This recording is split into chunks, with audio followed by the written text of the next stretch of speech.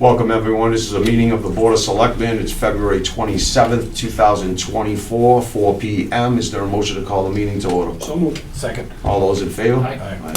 This meeting is being audio and video recorded. Please rise for a pledge of allegiance. I pledge allegiance to the flag of the United States of America and to the republic for which it stands, one nation, under God, indivisible, with liberty and justice for all.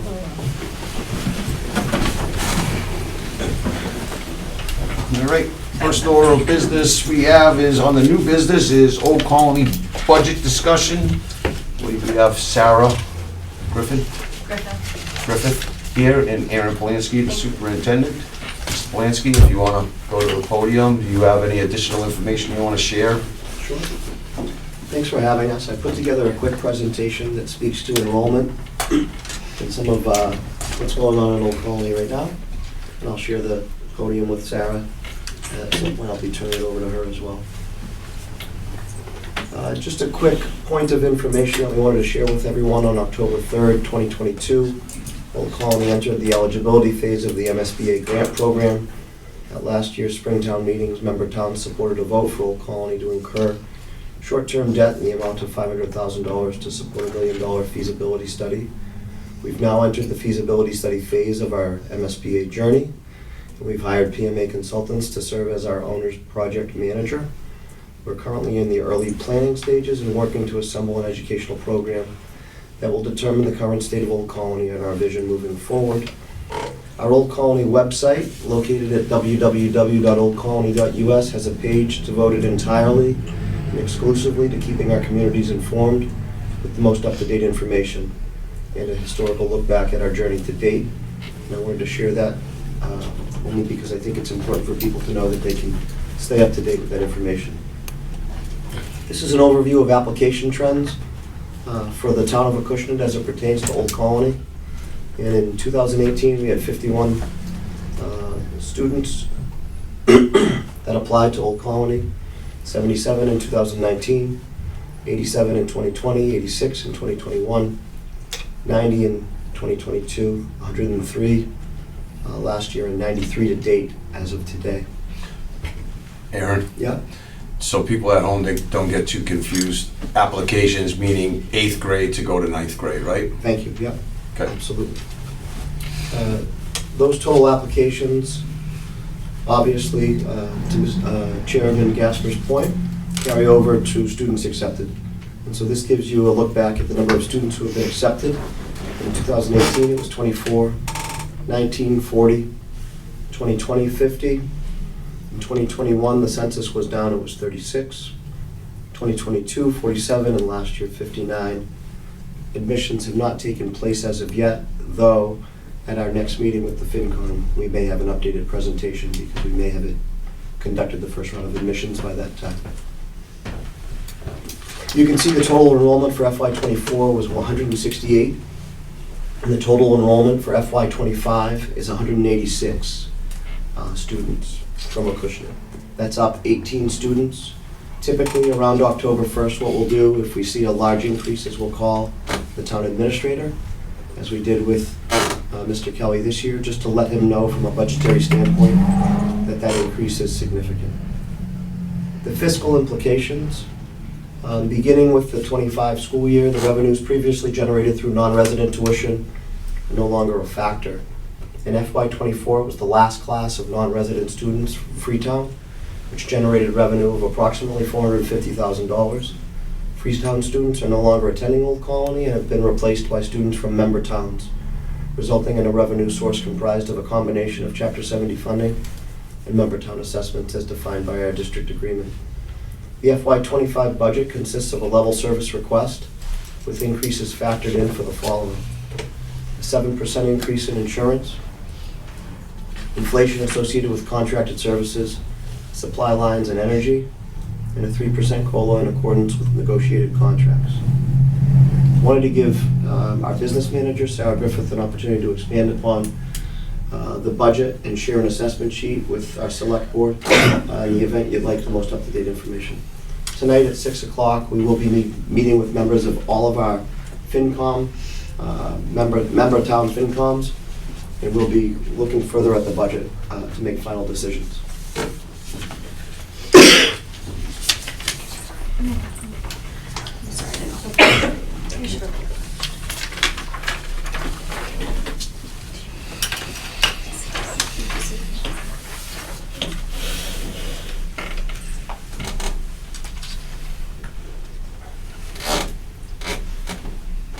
I'm not working in text message to anybody, I'm using a calculator right now, so you Okay. can continue to speak, and I'm gonna do some math. Sure. Just a real quick piece.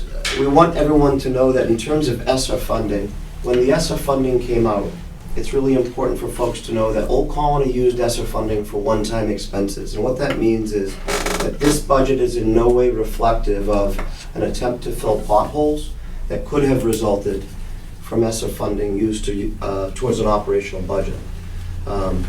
We did not use ESSER funding to fund our operational budget. Instead, it was used for teacher training, for advanced placement instruction through Mass Insight, a one-time expense. Achieve 3000 Lexile measurement software that allows us to do pre, mid, and post Lexile measurement in our ELA courses.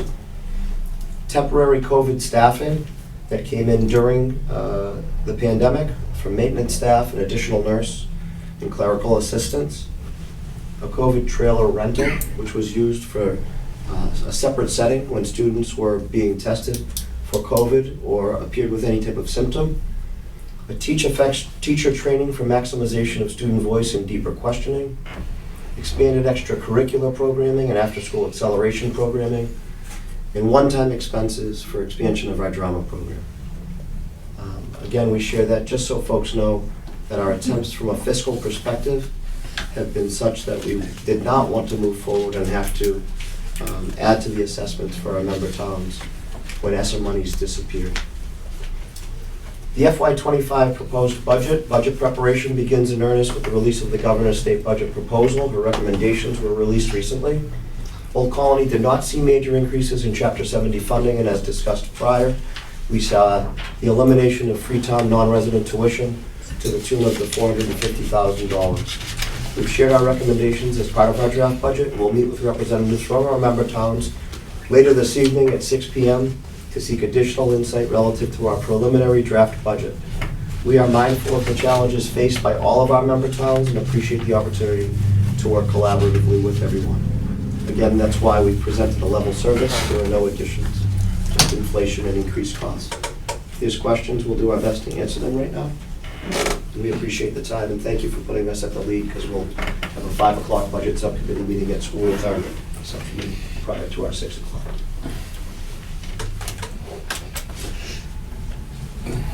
So just going back to, the total budget, and you've just given us a new sheet.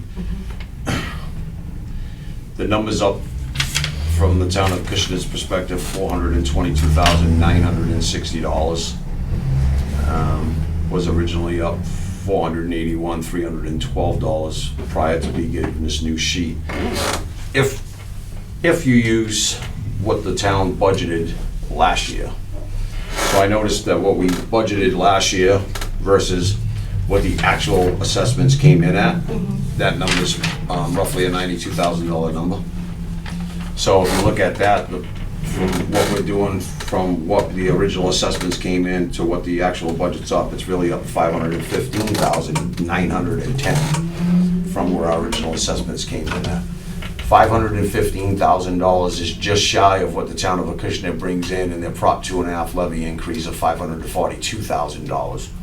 So if this were to go, just for a basic conversation tonight, if this budget were to go to town meeting, Old Colony would be seizing roughly 90% of the town's Prop 2.5 levy increase. That means pretty much nothing left for Acushnet Public Schools, public safety, and all our other departments that we need to try to keep in service, right? That's the problematic part that I see, right? I think probably one of the biggest hits is getting rid of Freetown. Don't know where that final decision came from. I think that might have been an internal conversation at Old Colony. I know we did a meeting several years back. It was just kind of a quick informal thing in the cafeteria where we decided, we had a little bit of a dialogue over whether or not there was a good idea to do it or not, and that was the last I knew about any conversation. I don't think that ever came back directly to the town. It was a decision made by Freetown, not by Old Colony. So we extended an offer that mirrored that of the offer for Lakeville that took place years ago.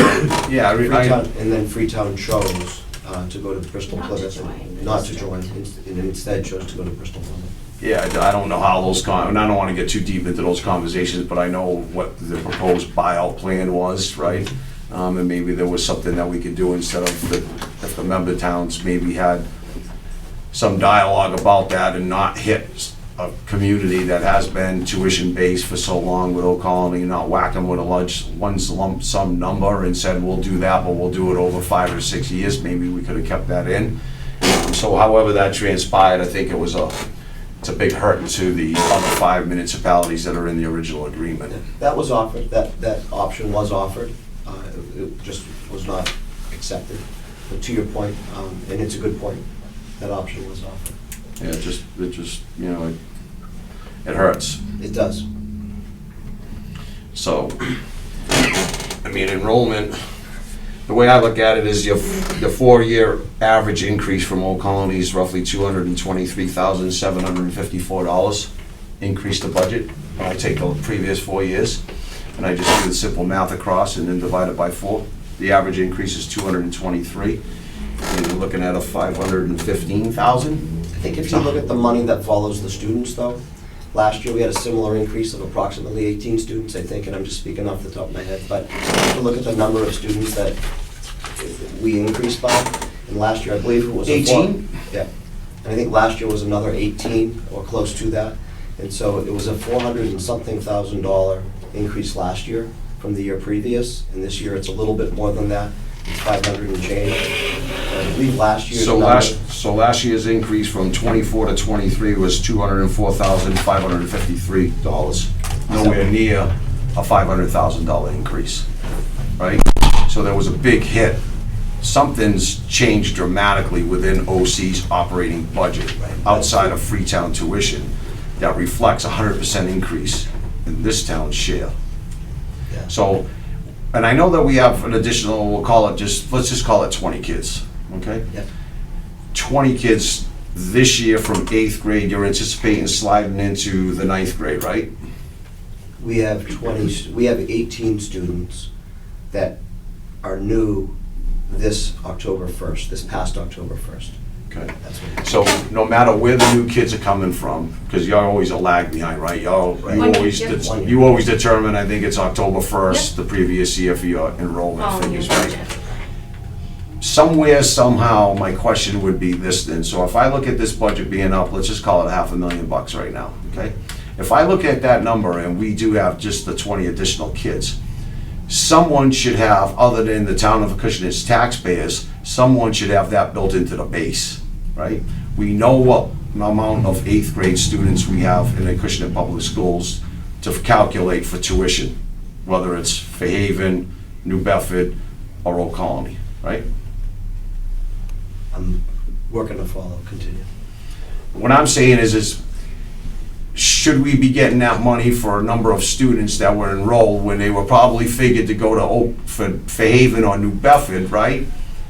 Instead, they changed their mind and they went to Old Colony. We didn't just get 20 new students dropped out of a helicopter and said, we're all going to Old Colony this year, and there was no calculation from local schools for tuition to go to some high school, right? That's my question. So your Chapter 70, Acushnet's Chapter 70, should reflect that transition of the students that were at the middle school and are deciding to go to whatever high school they choose. On your Chapter 70 complete spreadsheet formula, you will see that change in funding. So the school, I would have to think The that split. Acushnet Public Schools, again, Yes. know that if we have 100 students in 8th grade, Right. so many of them are going to New Bedford High, Fairhaven High, Old Colony. And if they're factoring in a budget for that, right? There's a base somewhere built for the students graduating class, right? I don't know, we don't know what happens in Acushnet as far as their calculation for those students. if there was a change in mind for students going to New Bedford or Fairhaven, there had to have been, right? A change in mind. There must have been some assumption made and an allocation of money put aside. No. We're not making any assumptions, those students. Not Old Colony. Yeah. I'm saying from The our state, level, from the state.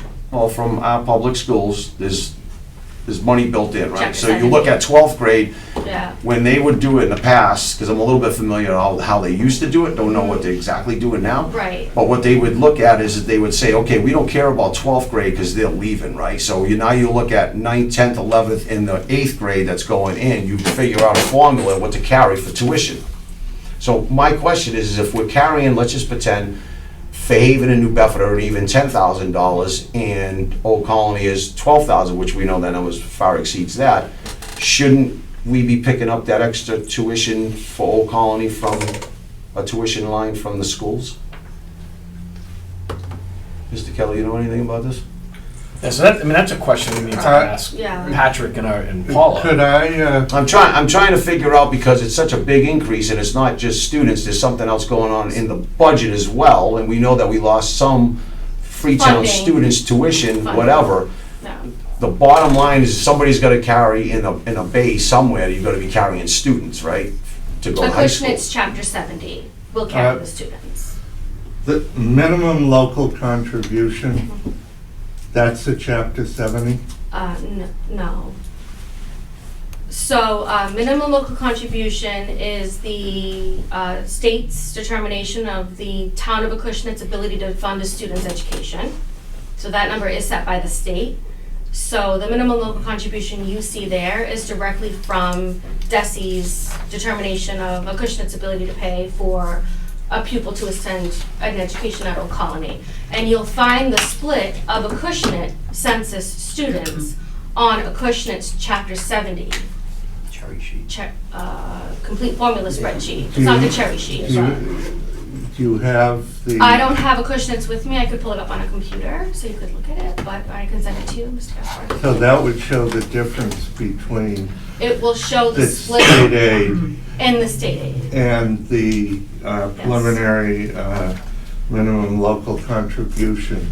It will show your split of everywhere you're sending students. So in Acushnet, in the town of Acushnet, you have 5 different choices for education, and it will show what the town of Acushnet will receive for state aid for those students in whatever education environment they choose. Yeah, but the minimum local contribution is not our chapter 70 money. No, it That's is, the money that we have, the state has told us we have to contribute. to Old Colony for the students that were there as of October 1st, 2023. And then the additional local contribution is the money that Old Colony needs. To fund our level service budget, yes, That's above and beyond net school spending, right? yes, That's basically what that number is. right. So transportation, other expenses that are above our school spending. So your transportation to state aid, I think Old Colony actually got cut this year, right? So it looks like it's going to get cut, but last year we got more money because of the funding coming in at about 92%. So on our work papers that we're presenting tonight to the FinCom, they will see use of the regional transportation reimbursement that we received in excess of budget for last year, being used to offset this budget. Because that number's, transportation and equipment is barely up. It's the one line that's barely Yeah, up. so we negotiated a 5+2 with our transportation contract, and the ability of them to spread the cost over 7 years minimized our increases for transportation. Right. So you got a 5-year contract for transportation? With two With options. with an option for another 2 option additional years. 2? Was accepted by our school committee and procured. Mr. Kelly? And as the superintendent and I have talked about, you have a fund that you take the state reimbursement and put it back into the fund, and that helps with your transportation costs. So the philosophy on regional transportation is that the town is paying for the regional transportation in the current year, and the reimbursement received in the subsequent fiscal year is required to offset the subsequent fiscal year's budget. So anything we receive in the current fiscal year, we put in the fund, and everything we receive is applied to the following year's fiscal budget, because it's really just funded through assessment. It's the town's funding of our contract and therefore reimbursement. It's directly applied to assessment. And the state aid changes year to year, could go from Yes, 79% to 95%. right. Chapter 71 is never guaranteed.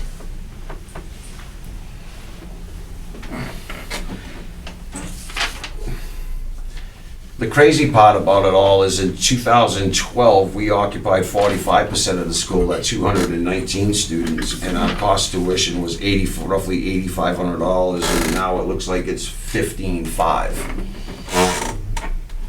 That's an alarming rate.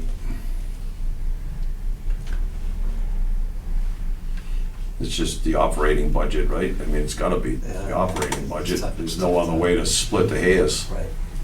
So, costs have gone up quite a bit in the operating budget over the last 10 years plus. 100%, absolutely. And like you alluded to before, no revenue source, right, from non-resident tuition.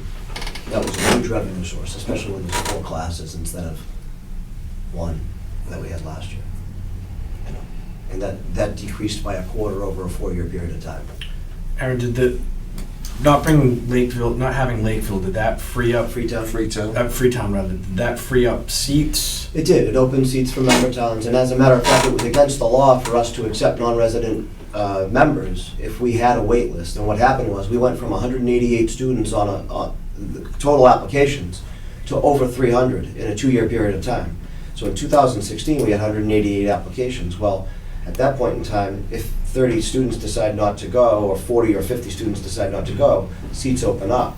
What happened was a major influx in applications came in, and we're now at 333 for this year. That's without Freetown. So when you look at 333 applications for 142 seats, and those are all member towns, to offer a seat to a non-resident member, strictly because there's a financial benefit, A, is against the law, and B, isn't right by nature of how we serve our member towns. Which is why the offer for membership was presented. However, the choice was made to go elsewhere.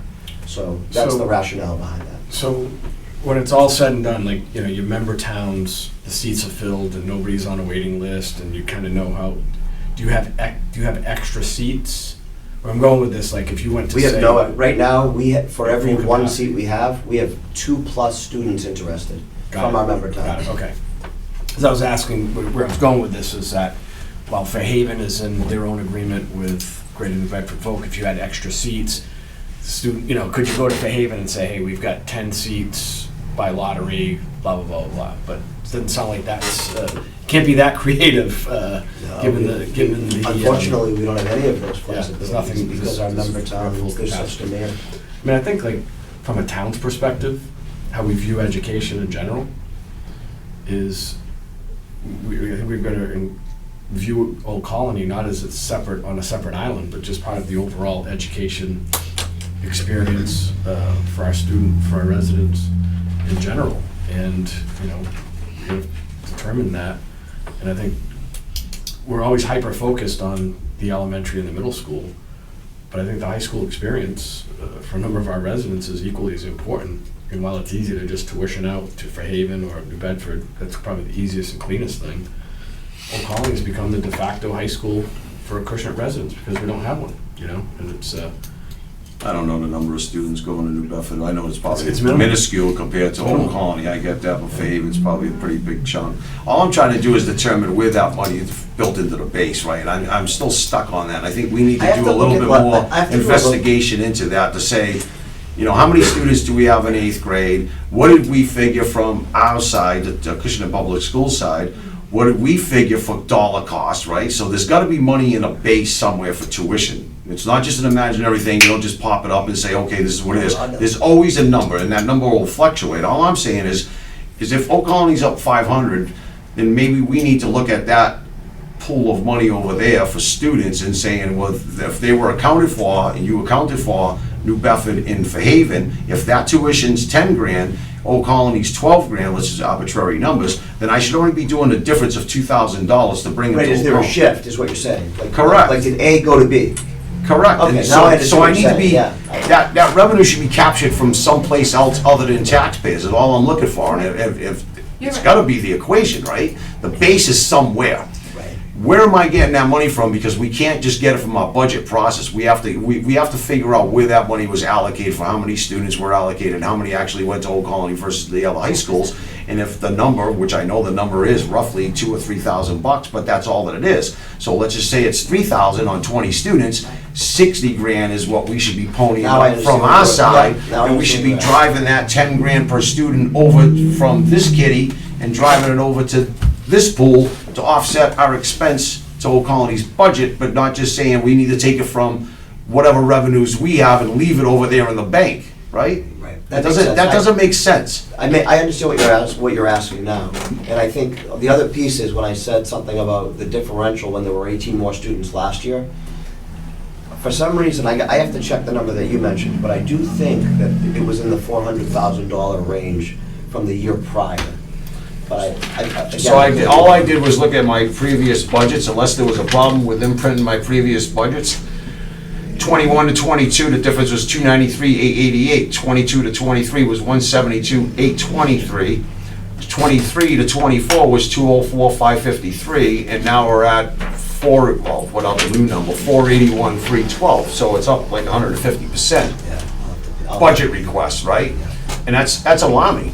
Yeah, it is, that's why I like to say. Something's telling me there's something wrong with this equation. It's never happened in the prior 4 years, even though we were getting rid of Freetown student, so many of them in the 12th grade, then 11th became 12. So we've been on this process of liquidating. This is the final year. Yeah. Correct, so it took, let's call it 4 years, right? You're at Yes. freshman, obviously, when the decision was made. So we're finally at the end of that, but it should have been more of a gradual hit, not a boom, this is what it is. So it's not all due to Freetown loss of students. It was a gradual hit over the years that I just mentioned.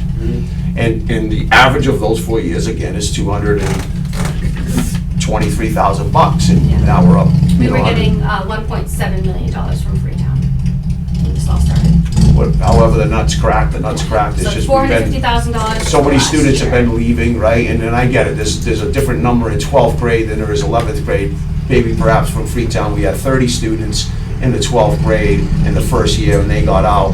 Second year might have been less, so it's a little bit less money, or perhaps it was more, and that was the year you took a hit, but it would reflect in my previous years of our budget, the town of Acushnet's budget.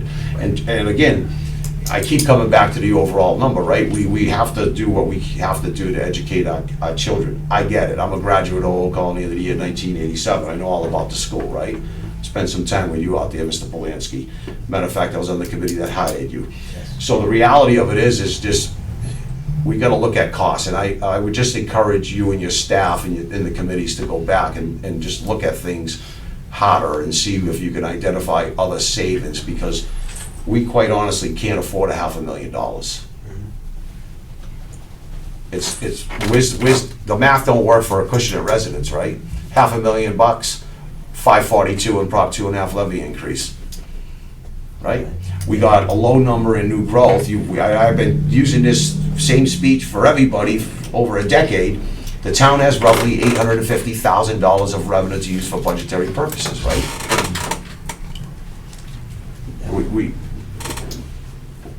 The train, I've been saying it for a while, a train wreck's waiting to happen. And unfortunately, I feel like we might be at that wall. The train's about ready to hit that wall, right? I just asked, it's nice to see some numbers. I just got them 24 hours ago, and your new numbers just now. It's nice to see the numbers, but I know you guys will have some more public hearings at Old Colony and things of the like, and just from my perspective, is anything you can do to look at the numbers and try to do what you can do. And I know you probably factored in a decrease in state aid. We got minimum contribution per pupil, so Old Colony received $30 per pupil in state aid. Increase. Yes, $19,000. So you use that number, Sarah. I'm glad you brought up that number. Sure. Okay, $30 per student in chapter 78, Yeah. okay? So our student cost from last year to this year is up almost 1,000. So thanks for the $30 from the state, but again, let's just call it $1,000 for our students from Acushnet, but where does that leave me? Leave all of us, It right? leaves Right, us it all leaves in all of us in a difficult I mean, Yeah. the state's ponying up, and it's an average every year. They're saying, hey, here's an extra $30 per student, whether it's our local public schools, high schools, or whatever it may be, extra $30, but the cost of, 100x Students that Far number. more than that, yeah. 100%. Just the mentality, so, anywhere and everything you can do, looking at the budget one more time, go back through it. When I was on FinCom from 5 to 10, I was liaison for Old Colony as well.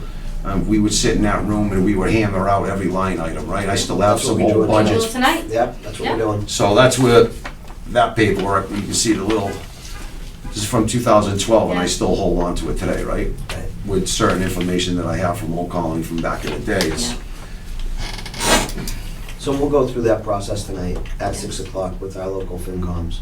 And we'll come back and see what the number looks like, but we appreciate the insight. And I understand where I you're coming just from. think everybody, from anybody's standpoint, don't care if we're talking about Old Colony, Acushnet Public Schools, our departments that we need to finance, I think everybody needs to just keep in mind and look at it and say, every municipality only has so much money to go around, right? Mhm. We need to be aware of that number and work, you would try to work better off of that number, right? And when, from your perspective, Old Colony's perspective, your FinCom should be looking at it from that perspective, knowing what every town gets in Prop 2.5 levy increase. It's on DLS, it's not a secret. I can look up any community I want and tell you what you got, right? Yeah. And Prop 2.5 levy increase. And then work around that number and say, let's try to work within these parameters, thinking that we can get X share of that number. Mhm. And I think maybe it would be a better template moving forward if we started from that perspective instead of just, this is what everything is, figure it out, throw it at a pile, and you go ask for the money. I'm telling you right now, there's no way to solve this financial problem in the town of Acushnet. I mean, we got a police department contract that's up. We have your budget up substantially. We haven't even heard from Acushnet Public Schools. Right now, the rumor has it 1.7 million deficit. We need to start squeezing pennies. And this board hasn't even looked at budgets yet. This is the first one that we've gotten in, is to have this early dialogue, because I know time is of the essence with you folks, with your deadlines, right? So that's why I wanted to get you in here and have this dialogue, so hopefully you can carry that message back and say, let's reboot and take a look. Yeah, we'll do that. I'd appreciate anything that you can do. You bet. I'm sure FinCom's gonna want a detailed budget like you presented last year too, so. That- That's We are the plan. presenting. It'll be line itemized. All right, Mr. Kelly? Could you just discuss briefly how you ensure and safeguard that the students that are going to your institution are residents of Acushnet and are not in another school, whether it's a public high school or a private school? Yeah, every proof of residency is required for every single student.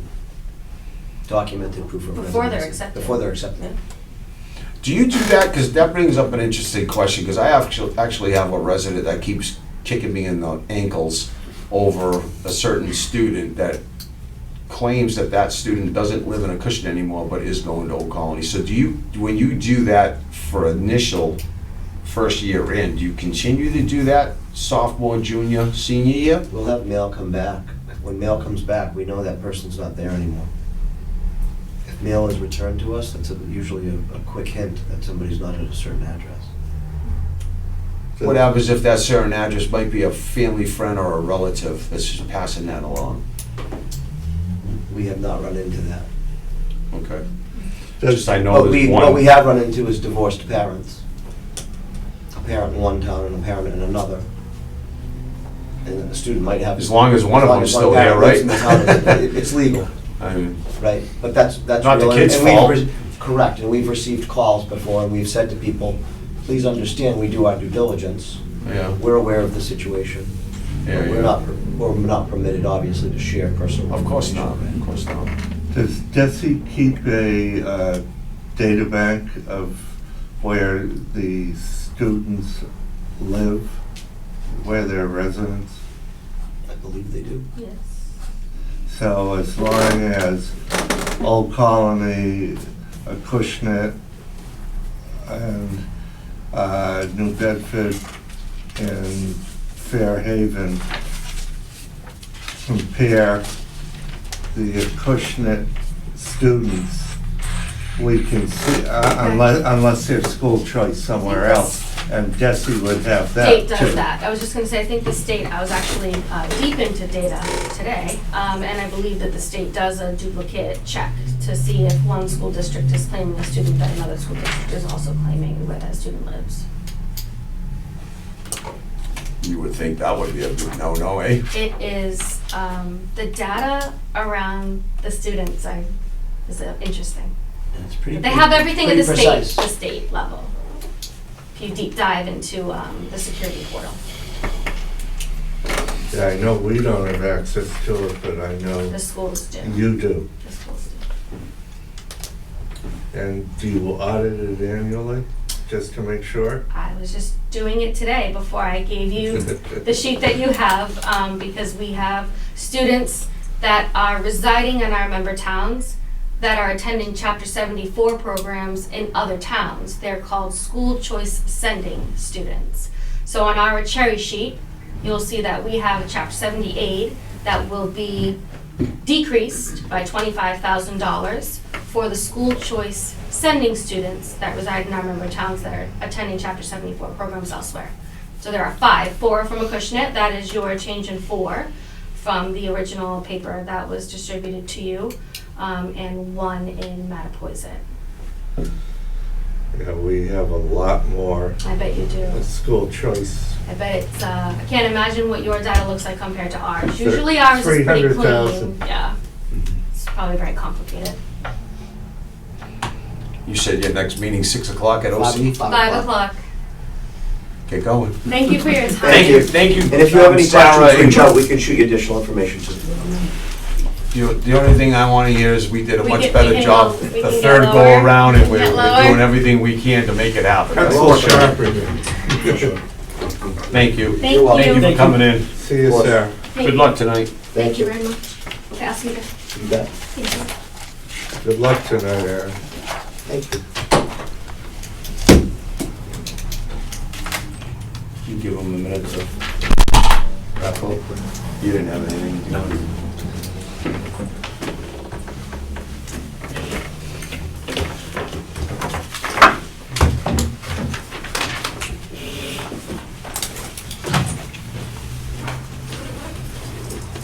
You all set at the podium, Aaron? Yes, thank you. You're good? Thank you for coming in, Aaron. All right, Assistant Heron Warden. Does the board want to remove this appointment from the appointment list, as we do not have a Heron warrant, so therefore no need for an assistant? Would make sense, right? Motion to remove the appointment of an assistant Heron warden. So moved. Second. All those in favor? Aye. Mr. Kelly, I think you run the planning board. I was going to brief the board and possibly present a candidate for the clerical position. However, we have, subsequent to publishing the agenda, we've received a very interesting resume, and the chair of the planning board and I would like to interview that person, so I'm asking that we pass over this. Good, very good. Next, we have Upper County, couple of motions here. Mr. Kelly, you want to brief the board briefly on this? I know what the motions are. We're breaking out projects for, I believe, additional funding if available. Is that what this is gonna be? Well, before you can apply for the additional funding, you have to assign the existing county funding. And To so- go for additional county funding, to right? go for additional county funding. So we're asking that the first motion, which describes the full water main project replacement project amount and allocated as far as county and local. And then the second is the stormwater improvement project, allocating a total amount and in the event that additional county funding becomes available. So how the additional county funding becomes available for everybody at home and anybody in the audience for the board to know is every community received certain allocation of county funds. There are certain municipalities, cities, towns within the Bristol County ARPA allocation that might not use all of their funding. If a town has a request in, and we use Jen from, what's that? Capital Strategy. Capital Strategic Partnership, I think it is. She's been helping us out, and she's got a whole list of a bunch of other cities and towns that haven't used up all of their money. So she's gonna try to go after additional money from them if it's unused, and I think it's gonna be unused and unallocated by June 30th. Does that sound right? June 1, I believe. Is it June 1st?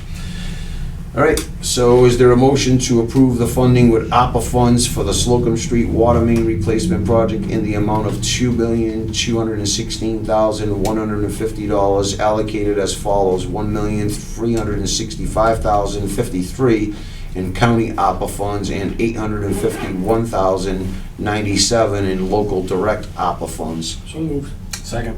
All those in favor? Aye. Okay. And a second motion to move to request funding with county ARPA funds for stormwater improvements in the Slocum Street area for the amount of $2,961,614 in the event that additional county ARPA funds become available. Second. All those in favor? You know, Kevin, Kelly, you okay with, everything's good with that? Yeah, and just so the board knows, when these motions are transmitted to Bristol County, we're in the queue, and we're in the queue at that level, so anybody who does a request later, their request will be considered after ours. who makes the decision? Is it the county commissioners? The county, well, the ARPA staff on the county level that makes recommendations to the county commissioners. And then they take a vote on it based on the merits or whatever, right? Yeah, no, Were you saying something to me? No, that was the question I had, is what's the process for selection? So it's staff driven. Well, staff and then to county. Good. Okay. I think it's also driven by the fact that they don't want to return any to the federal government. That's good. If we know the process, then I think there's opportunity. It was coordinated pretty well by Jen, right? The communications that we had in that meeting, strategically, to do this, to try to offset some of the town's costs for allocations for this project too. Next, we have MOA Town Planner. Mr. Chairman, I did ask for, because we're talking about the county, I did ask to have county fees. Oh, I'm sorry. Yep. Yeah, County so- fee discussion. Yep.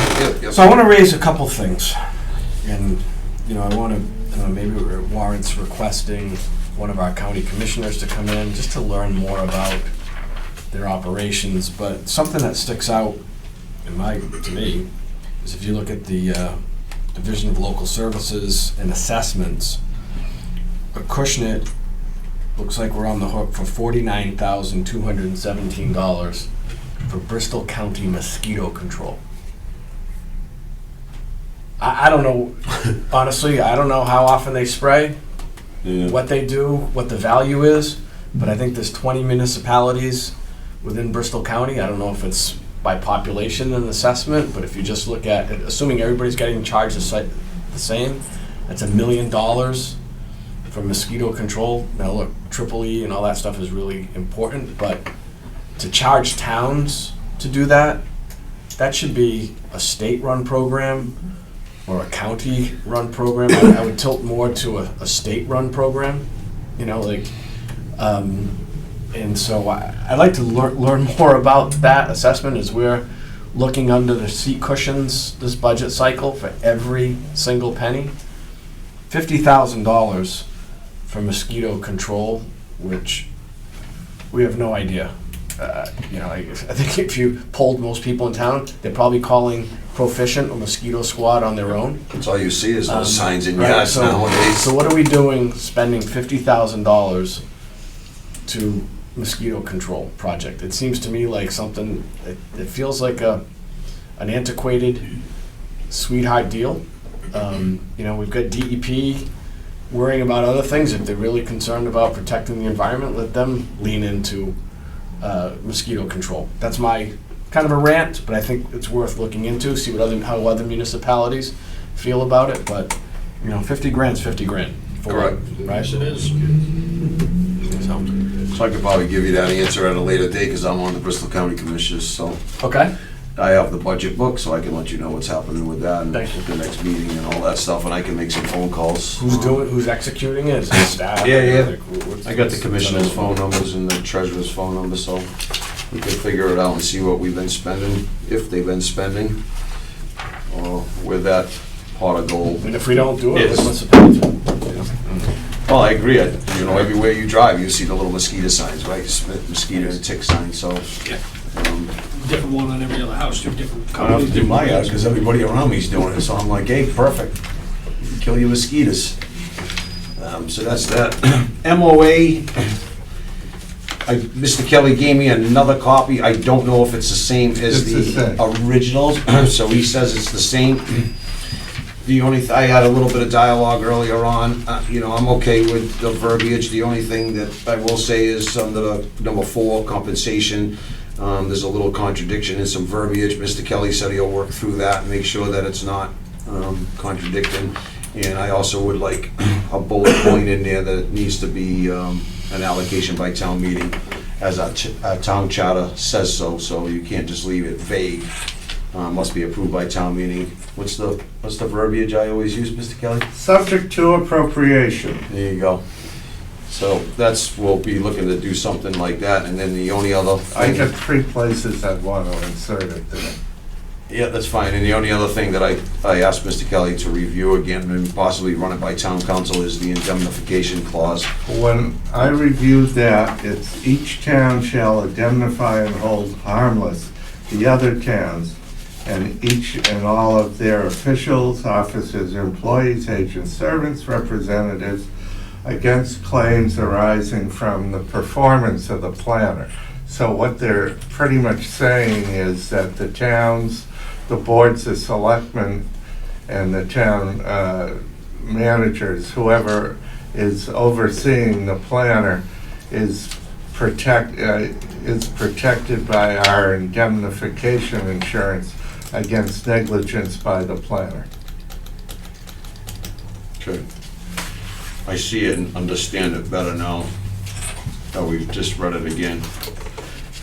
Because I thought we were omitting any act of negligence on that person's behalf. No, I was it's- like, that ain't gonna work It's out. to cover you. Yeah, the way you, right. It's fine, I read through it quick, but I'll talk to Mr. Lorenco and Matt Apoiset about the subject to appropriation language and the fact that his attorney and our attorney know each other. I'm sure we can get that done quickly and move forward, because I know the planning board is anxious to get a planner on board, because we do have that $100,000 grant to update the master plan that has to start. we have to have our council also discuss with steelworkers. It's a position there, right? So we gotta work through a little bit of logistic stuff. But Yep. we'll leave that to council to handle for the board and the town. Questions, comments, concerns, gentlemen? Are you okay with the MOA? As long as council and we get that through? Yeah, as long as council is okay with it, and your sub-bullet point there goes in. Selectman Warner, you okay? I'm down with it, yeah. Mr. Kelly, get with council. Yes, sir. I know that we have a meeting coming up with the union, so don't know when we're gonna hash this out, but we'll figure it out.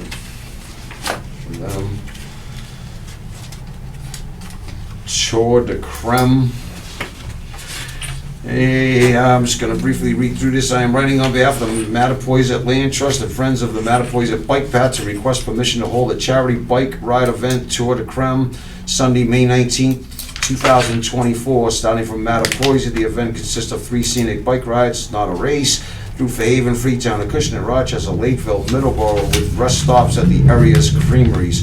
This is an annual event started in 2016, interrupted by a 3-year hiatus due to COVID-19 pandemic and unfortunate weather that returned last year. We're excited for this year's annual ride. I'm not gonna go through the rest of it, gentlemen. We've approved this in previous years. It's always been a success. Any questions, comments, concerns about Tour de Creme? It's a pretty good idea. Is there a motion to approve? So moved. Second. Is there a motion to approve pending sign-off by our police department and fire department? Because I've noticed they have not signed off on the notification form, so as long as... Sorry to sign- interrupt. They signed off on the original one yesterday. Okay, very good. Sorry Is there a about motion that. to approve? So moved. Not worrying Second. about sign-off. All those in favor? Aye. All right. There's 4 ice cream places. They stopped at the Country Whip in town. It's Yeah. our place. It's all right. By the time they eat something from ice cream place number 1, they get to number 2, they've already burned off ice cream place number 1, and we're stopping off at ice cream place number 2. Not a bad gig, I might do it. Free? Free ice cream? All right. Police Department, review of matters presented, authorization to pursue grant funding and B, ballistic shields. Police Chief? Good evening. Good evening. Is everybody- Very quickly, the first point, the author, looking to gauge the board's interest in the police department applying for a grant. It's a federal grant provided by the United States Department of Justice. The grant application period will probably open in March. The awards will not be probably made until late summer, early fall, and it's a competitive grant, very competitive grant. If we were to award it, it would give us, give the town $125,000 toward the hiring of an additional officer. Now, the caveat, it's to hire an officer above and beyond the staffing that we have now. The grant, if it's awarded, gives us a 5-year period in which to act on that. So you're looking at 5 years from the fall before we even have to entertain it. And the position is partially funded for 3 years. From that $125,000, we would then have to fund it for the 4th year in full, and then after that, we could let the position go through, if need be, through attrition or some other means. The reason why I come to you at this point is because the grant application is rather cumbersome, and it's going to require significant effort on our part. And if there's not, I'm not looking for a vote or a commitment right now, because we have to get the award. This is not one of those grants you just fill out, the back of a matchbook and so to speak, and they give it to you. It's very competitive. It's nationwide. And even if we were fortunate enough to be awarded the grant, the board at that point would have to vote to accept the grant. So I think it's a good opportunity. At this point, there's no long-term commitment until such time as we were awarded the grant. And if this, given the current, obviously, the conversation earlier, the current financial system, if this was something we had to act on right away, obviously, I wouldn't even brought it to the table, but I'm gonna suggest to you that 5 years, from the fall, to even entertain this is a long time. And I'll even further suggest that most of us that are sitting in the chairs here and standing before the podium may not be in the positions that we're in right now in 5 years, so I think it's actually, a good opportunity to try to maybe set something up for the future potentially, if we are fortunate again to be awarded the grant. Gentlemen? I don't disagree. I mean, I guess the question is would the position, like, would it be part of, I know you gotta go above and beyond the current staffing Correct. levels, but as we're losing people, through attrition, either going to other departments or whatever, is there a way to factor, yes, on paper, we're adding to it, but in the end, it's net because we're dealing with the They decrease seem, in staff. from what I've read and what I've heard, they seem to be, the DOG seems to be very understanding. It would have to be an additional position, initially, and it would be obviously an entry-level position. That would afford us to be able to maybe do something else down the road, up the ranks, but indirectly we would be, replacing, an entry-level position. But they do take into account, retirements, people We know, leaving and that's whatnot. where I'm going with this. We know would now- still have to make a concerted effort to fill those positions, but that's why they give you 5 years to even, up to 5 years to even initiate and act on the grant. Because we know we're gonna have some retirements coming up, and is there a way to leverage this to complement the staff, without increasing? To try to, the grant is specifically for an additional person, like say there's, I'm just gonna use an even number, say there's 20 people, 20 full-time officers now, this would be for the 21st. Got it. But if 2 people were to leave, or 3 people were to leave, We would have to eventually we'd have to come back up to that, we'd have to come back up to 21 and make the effort to come back up to Got it. 21, as long as we're making that concerted effort. But again, where we anticipate, a few retirements in the next year or so, 2 years, we'll say, applying for this grant, being fortunate enough to be awarded the grant, might be something we don't act on for 3 years. got it. Because we take care of what we need, and when the timing is right, we then act on it. Mr. Hinckley? Well, I think having the 5-year window makes it a little bit easier to plan for the future. And it looks like you're gonna hold on to the position for a minimum of 12 months afterwards. Correct, after the 3 years. So it'd be like, the $125,000 goes toward the 3 years. We would have to, the town would obviously supplement that salary in some way, shape, or form for those 3 years. But for that 4th year, we would be on the hook for the entire amount. So that's my question. It's a little misleading, the $125,000. It's $120,000. It's a $125,000 total over 3 years. That's the problem, That's the right? total. Because by the time you figure in, if the new contract's voted at town meeting, right, with the new salaries, then you look at fringe benefits, because it does say you can also do that. It's basically, you're basically gonna get a year and a half. Out of Oh, that- the full, yeah. It Out ends of up being, out of that salary, including fringe benefits, you're basically only getting a year and a half of the first 3 years, so you're really on the hook for 2.5 years, not a year. If you calculate salary plus fringe benefits. potentially, yeah, well, you're also bringing somebody in at the lowest step, bringing in somebody that's. It's still a, I mean, that's the way. That's why I'm here today, because if there's not an appetite to even apply for it, I'm not gonna waste my time, I'm not gonna waste my office's time, there's 100 other things we could be doing.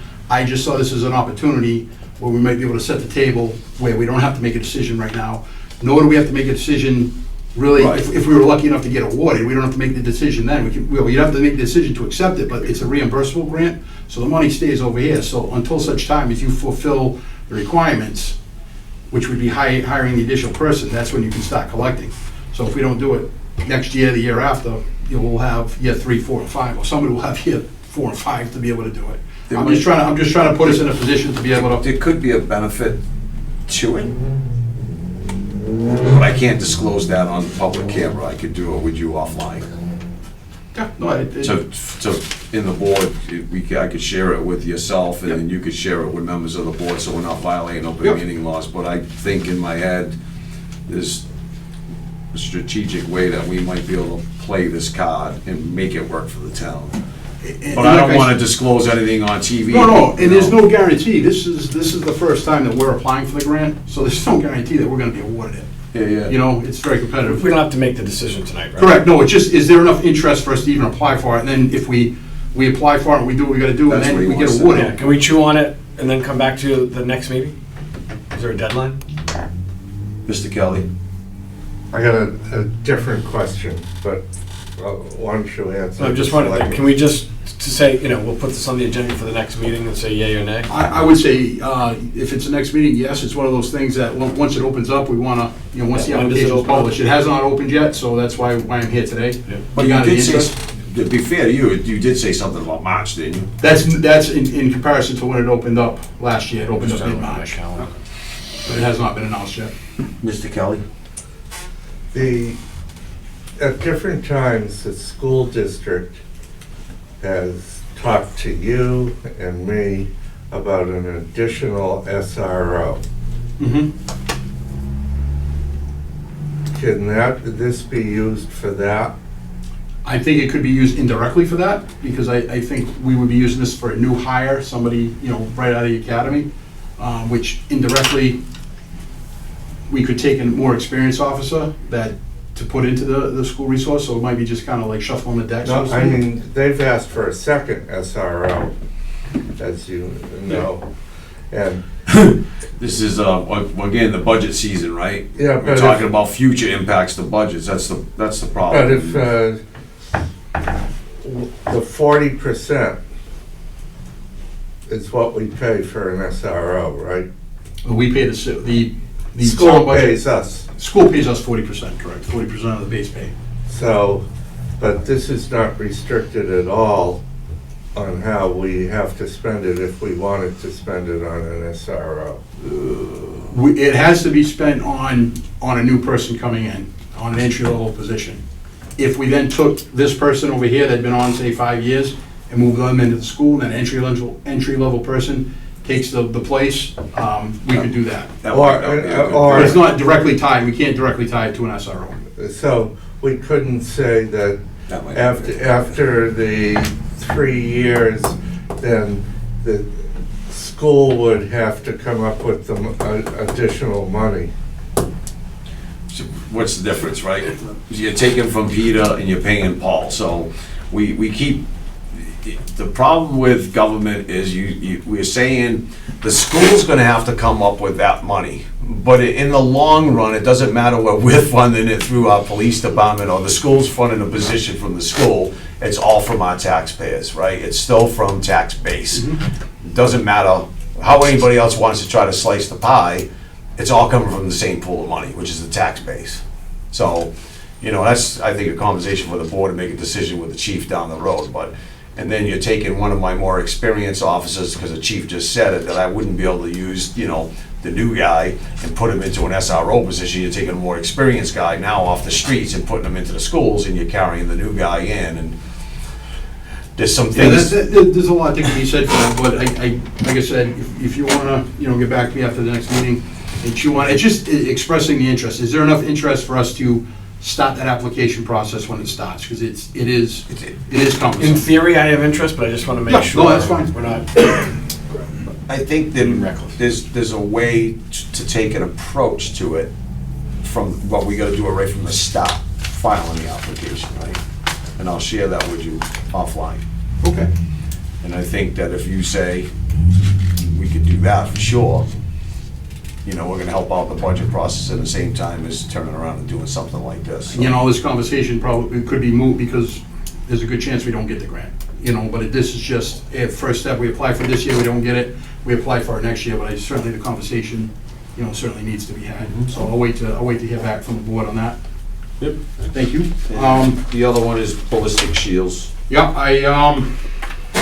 I originally wasn't gonna put an article on the meeting, but as a result, as everyone knows from the incident that we had occurred in Fairhaven in late December, where one of our officers got shot, I've looked hard at the budget and certain things that we can do within the budget to be able to protect our officers should they encounter certain situations, similar situations in the future. One of the items that I was looking at, a portable ballistic shields, which I'd want to put in the cruisers, that can be readily deployed and used to respond to active shooter situations. We have trained somewhat, some of the area departments have them, some don't. But we have trained with them annually when we go to our firearms in service.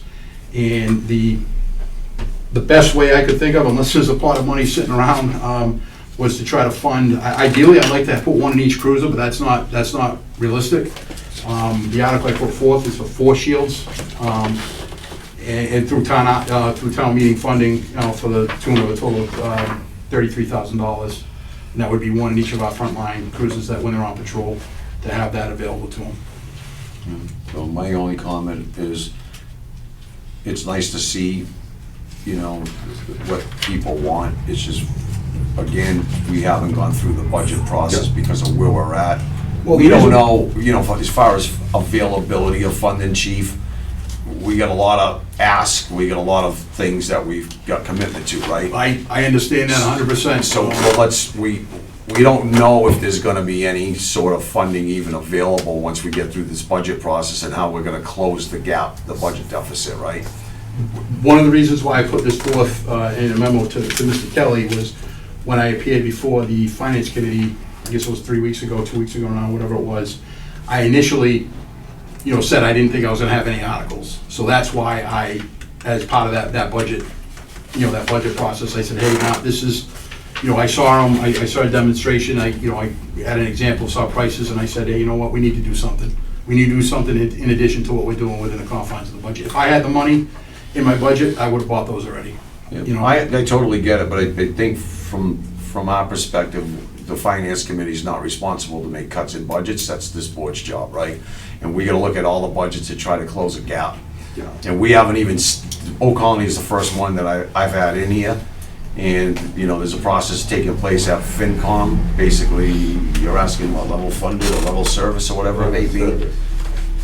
We got a massive budget deficit, and how we're gonna. Listen, I'm aware of that. I'm also aware one of my officers was shot in December, and 3 others were almost shot as well. So I am looking to put forward whatever I can. To be honest with you, I could have come forth with like 10 shields, but that's not realistic. You know what I mean? I'm looking at something, and I understand, trust me, in my memo, I'm sure you've read it, I realize this is a huge ask. I absolutely realize that. But I just want the board to have this in the back of their mind, going forward, that it's. I guess the question I have is why, and I appreciate you willing to look within your own operating budget for what I view as a capital expenditure. Like, this isn't, it's a one-time cost. Correct. Right? Where Yeah, it should be. we got free cash, we've got, 15 different stabilization accounts for one-time expenditures. You can't use specific stabilization accounts for anything other than the fair enough, stabilization, but you've got a general. You understand my point, right?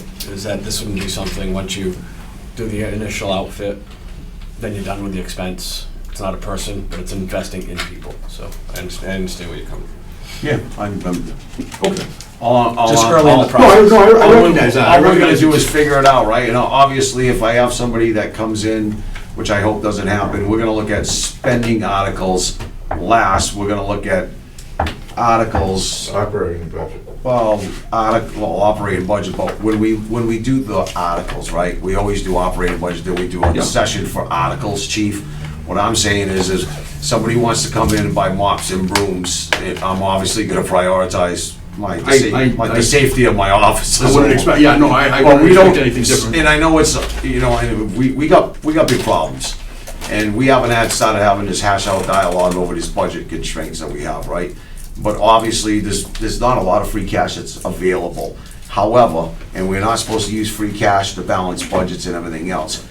We, as a town, might find ourselves in a situation where we're doing just that, to squeeze this budget deficit. We don't know where we're gonna end up until we start squeezing budgets, right?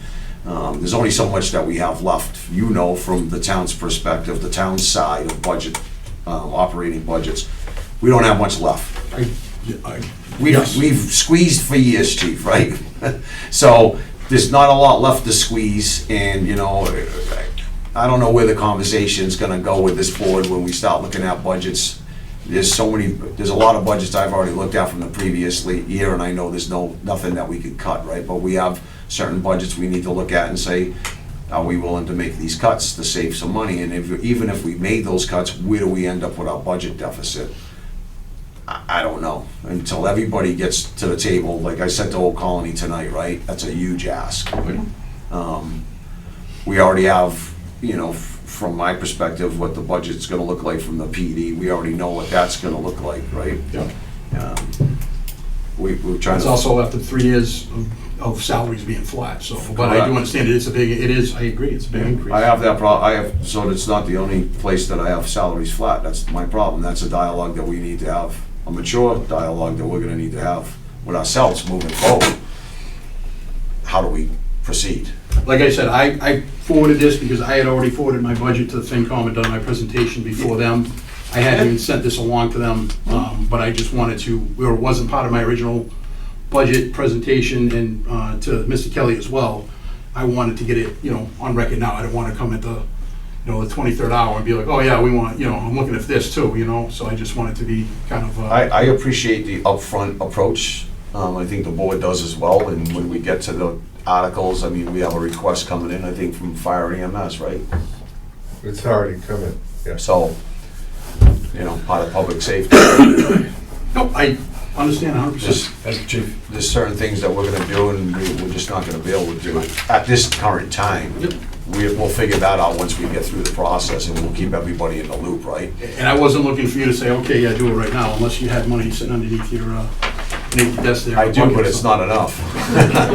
Hands up. But Chief, I'll, Yeah, touch base. offline, we'll have that conversation Yep. about the grant thing. One last question, I just want to ask the board, am I needed for the executive session tonight? No, I want to do that as a preliminary with the board, Okay. and then we'll get back to Nope, it. that's all I need. Can I ask the chief a You question? can ask the chief, Well, which one are we talking about? his executive session. Okay, yeah. How long is this price locked in? I don't anticipate going up. I believe when I gave you the price, I said $3,300, which was going to $8,500 a shield, but the price I actually got quoted was $8,300, so there is a little wiggle room there. I don't see that going up dramatically. But would it last to the fall? Yeah, and if it went up, I don't see it going up significantly. Unless it's somehow a shield shortage, a supply chain issue or something like that. All right, What was, thank you, Chief. wait a minute, don't go anywhere, Yeah. please don't go. What did you just say about fall? Would the price last till the fall? Oh, Because of this. I mean, that's also another option, but, obviously, the sense of urgency. I mean, we'll have that dialogue with you, I guess, too, Chief, right? Yeah, Because you that's always fine. have, the next year's free cash coming up, and I wasn't looking to place an order today again, it was just more information only that this is an article that I was gonna put forward with this year's budget. That's it right now. All thank you, sir. right, John. Thank you, Thank you Chief. for your time. Have a good night. Perry Hill Church National Register. Ms. Textera is requesting that the Board of Selectmen write a note stating they are the property owners of the church and that the board is granting her permission to register the church on the National Historical Register. We did this several years back on the museum, I believe. And if there's any cost to it or cost in the preparation of the application, she would apply for CPC funds to do it. Motion to approve. Second. All those in favor? Can you let Ms. Textera know? I know, Joyce, you're very excited about that one, right? Oh, Joyce is still here? Yeah. She's done a lot of great work. So, old business, I got 3 things. We had them on last week's agenda, gentlemen. Mr. Kelly and I, Stormwater DEP, MS4 report. We're just leaving that on the agenda so we don't forget. I believe March 12th, we're gonna have our engineers from Conoco in to give the board an update on where we stand with our outfalls in our MS4 permit. So he'll come in and do. to give a demonstration on the GIS Oh, that yeah, they're yeah. using to actually identify where all of them are. Yep, so they're doing some pretty neat work out there, so we'll bring them in, and I told them we'll allocate 20 minutes, half an hour, so they could do a slideshow and let everybody know, and they're also doing a update on our stormwater bylaw, so Mr. Kelly, can you make sure that he brings that new bylaw in? Prior to the meeting. Well, obviously, we wanted the board to be able to review it, we want it in our package for that Thursday.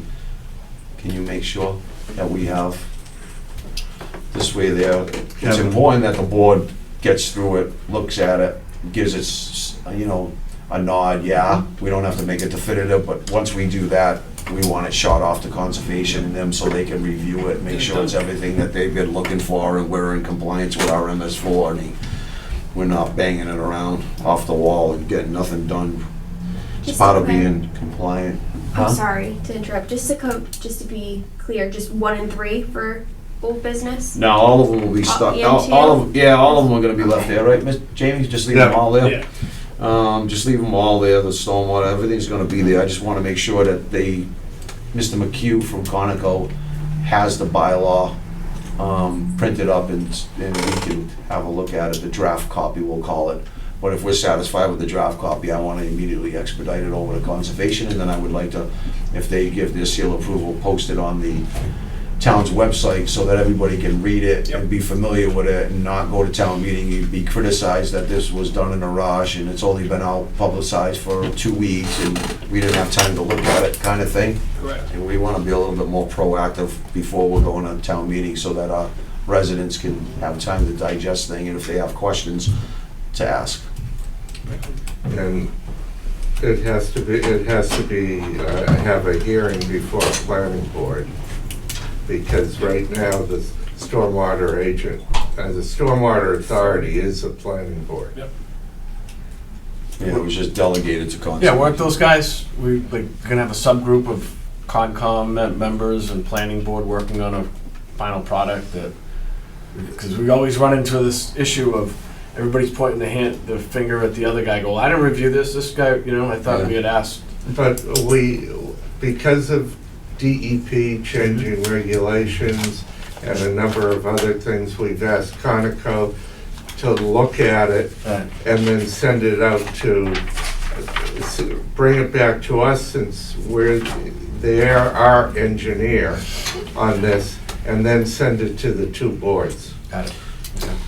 We gotta make sure that we're in compliance with our MS4. Yeah, no, I understand. Part of that compliance is making sure that we have a legit stormwater bylaw. Well, we went through in that place. process last time, and it went before the planning board, and then, if I recall, there were members of the Conservation Commission were upset because some of the comments that were made by the planning board and some of the recommendations to change it, and we said, wait a minute, let's get a delegate from each board to work together before it goes to the full boards, so that it's already been hashed out. That's all. You can still work through that Yeah, process. it's just to get it from the engineer to get to them. Understood. Just let them get going on it.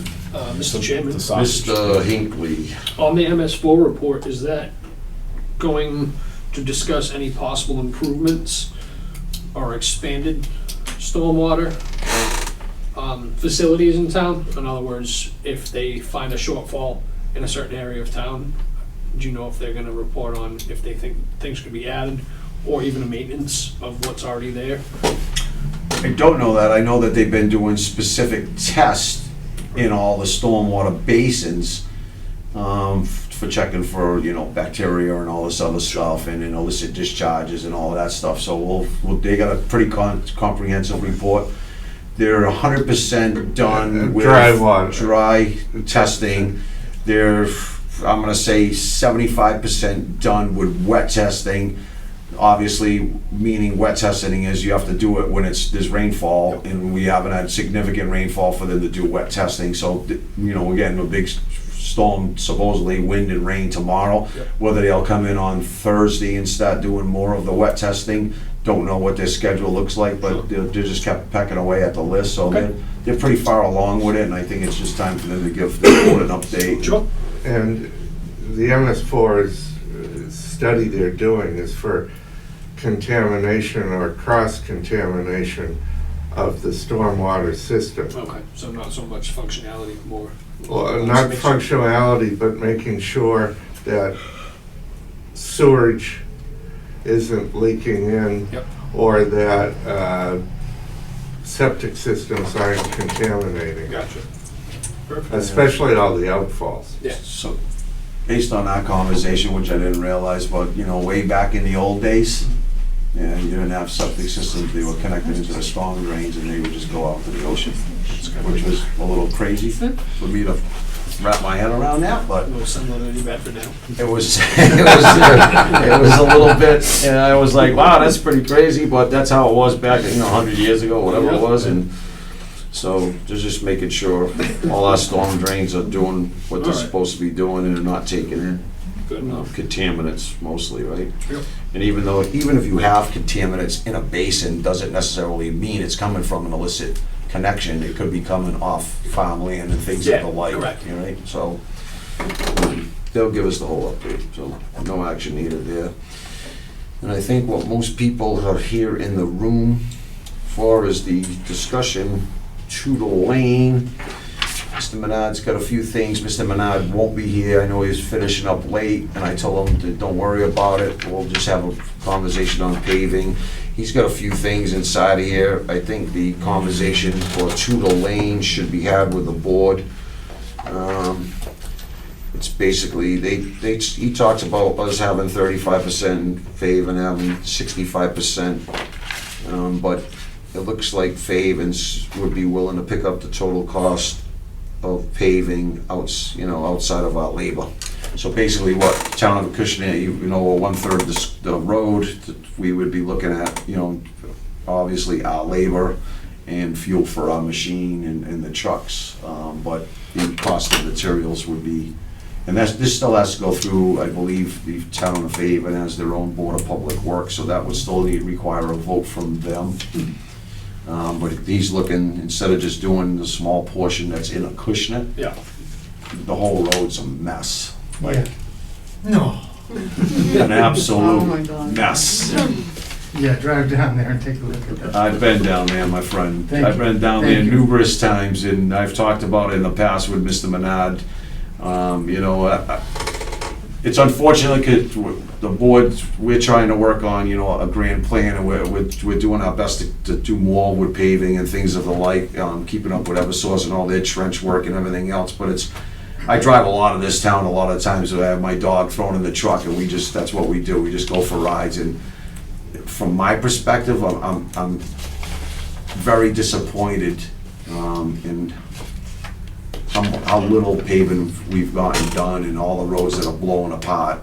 And you look at a road like Tudor Lane, only you folks, mostly that reside on Tudor Lane, can see it and bear the impacts of that road, and the other 99% of the town residents have no idea where Tudor Lane even is, right? That's true.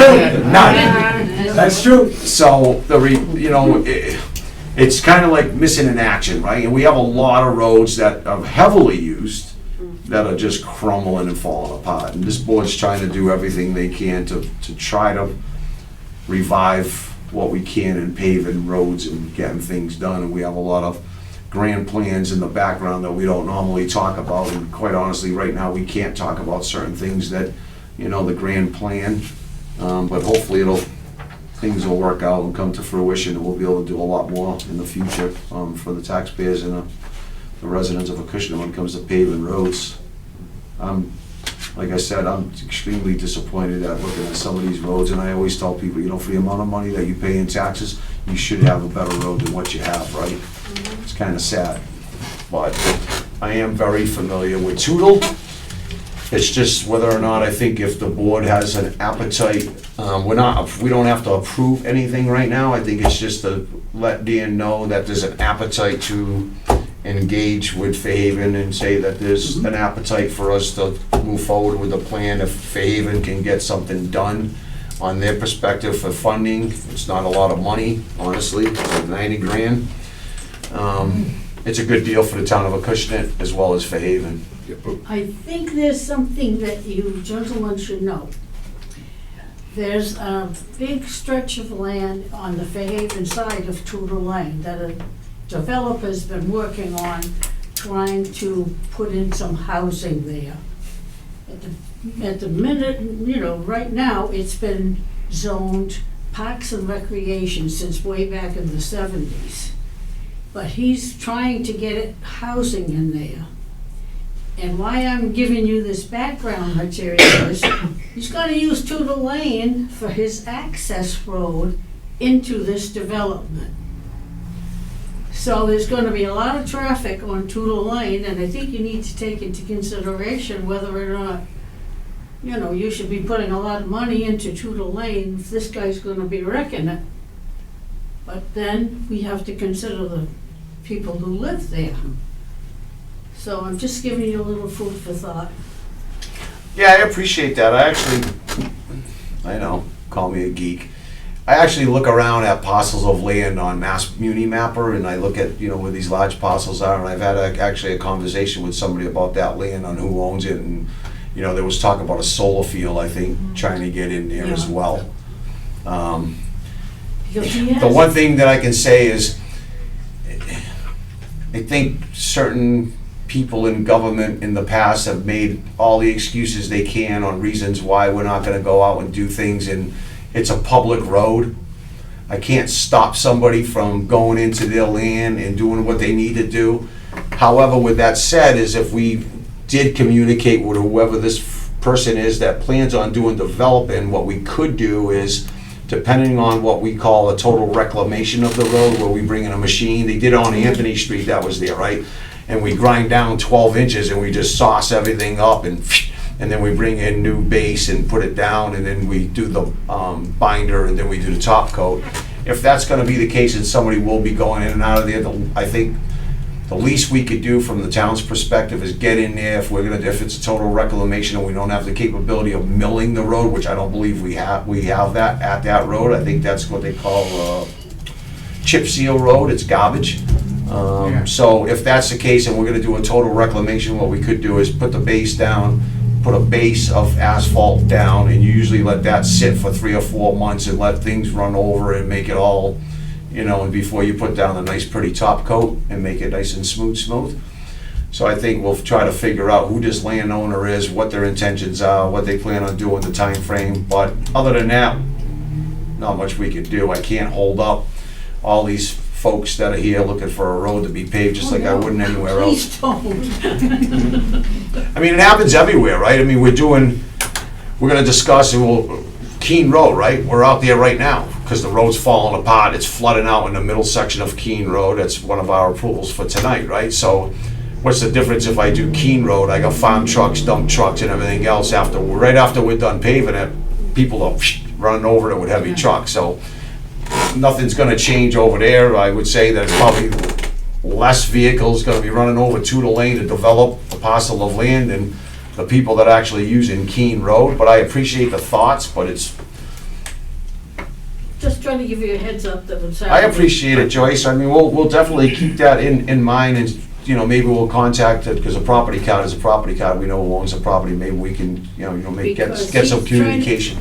He's been visiting most of the tenants down there. And since I'm right at the end of the road and I kind of abut his proposed entrance into his property, he's trying to make a deal with me to cut down some of my trees so he can get in there a lot easier, and, you know. So we're aware of what he's doing, and I just thought I'd bring it to your attention. So you think that he's doing housing development, not a solar field? Because I heard solar field. But, I heard solar field, not housing. no, 24 houses. Really? Pull that A out. lot of traffic. A lot of that land is Fairhaven though, isn't it? It's on the It's all Fairhaven. Fairhaven. My property line Somebody said is the something? Fairhaven town line. She lives on the Fairhaven side, I live right in the middle of Yeah. of the road, not either on You're either in both side. towns. The right But side is Fairhaven, I'm the left side is Acushnet. Acushnet. And my property Yeah, line yeah. is Fairhaven. But, We should have checked where you sleep at night, because if you sleep in Fairhaven, you should have never been on these boards in Acushnet. no, that's not the case. All But, right, thank you. He has a lot of problems before that's gonna happen. Yeah. It's just in the beginning stages, but he's been touching around, you know, with all. I know it's a large to see how- parcel of land. It's a large swath of land he's got there. It's Yeah. wetlands. Swamp. 2/3 of it's wetlands. Yeah. The dry land, you know, isn't even connected. There's another big uphill battle, right? First thing he Yes. has to do is he has to change the zoning. because it's zoned Parks and Recreation. And he has to change the zoning to allow houses in there. I don't Because know he the already logistics approved of if it's zone park and recreation from Fairhaven standpoint. Yeah, This- the land Whoever this owns- property owner is, he doesn't just go, hey, I'm changing my zoning, that's gonna go to town meeting. That's what I'm telling you, yes. He's been, trying to get all of us to sign off on his petition. That seems like a pretty big uphill battle. I don't Yep. think it's gonna happen. That seems like for changing zoning anyway, right? We're hoping. I don't know how that works in Fairhaven and everything else, but there's a whole lot to do with when you're going for changes in zoning. There's a thing they call spot zoning, right? So when you change zoning, I don't know if you could technically just do that for one parcel of land, I don't know. So that's a tricky thing, what's going on there with that land. I don't know all the ins and outs, and I'm not gonna try to get involved in They tried Fairhaven's it once business. before, Huh. back in the 70s. They tried to get it to change the zoning then. And that didn't work then, but we're hoping. When they tried to change it last time, it got as far as town meeting. But then at town meeting, they said, look, there's very few parcels of the land that are open in Fairhaven, and we want to keep this one open. And Yeah. now we're in 19, I mean, it's 2024, and he still hasn't done it, but, could happen.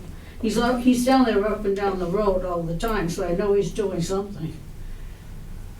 And who Maybe knows? he's building a baseball park. He's just trying to cut down two big trees at the end of my driveway so he can get in there. All right, so is there an appetite for Mr. Menard to try to move So forward let's with fix the Fairhaven road. to get this proposal approved? Yeah, but I guess the question Oh, I have God, yes. is it contingent upon Fairhaven? Like if Fairhaven decides not to do anything, I mean, I think we still want to solve the So problem for if, people. who- if Fairhaven says no, then what we have the authority to do is the 900 feet, 18 Right. feet wide, the 35% that's in the town of Acushnet. And that's all we have jurisdiction over, right? Exactly what are you gonna do to improve this road? I'm sorry? The road needs to be wider, it's not just bad shape, it needs to be wider. Two cars can't really fit. I noticed that too, but so we'll have to look up, Dan will look up the road, right, and see what the width is and what the layout of the road is, because just because, let's call it the 1950s, somebody paved the road. We have a lot of narrow roads, Ward Street by me, Morse's Lane where Mr. Menard lives, very narrow roads, right? And it's difficult for two cars to pass by on, but just because you see asphalt, doesn't mean that that's the real width of the road. They got what they call the layout of the road, right? So when you look at asphalt, we would normally own 5 or 6 feet on either side of the road. The town does. So we have that as our land as well. I guess what we would have to do is have that conversation with Mr. Menard and say, we'll go down there. Well, I do a lot of things with Dan, site visits and go to job sites and things of the like. I would go down there and just look at where trees are on the side of the road. And if we have the ability to widen 2 feet on one side and an extra foot on the other side, that's what we would do, right? We're in there reclaiming the road. So while we're there, I'm a big fan of any time I can widen the road, let's widen the road. What if the part you widen is in Fairhaven? Or the part you're trying to widen is in the Fairhaven parcel?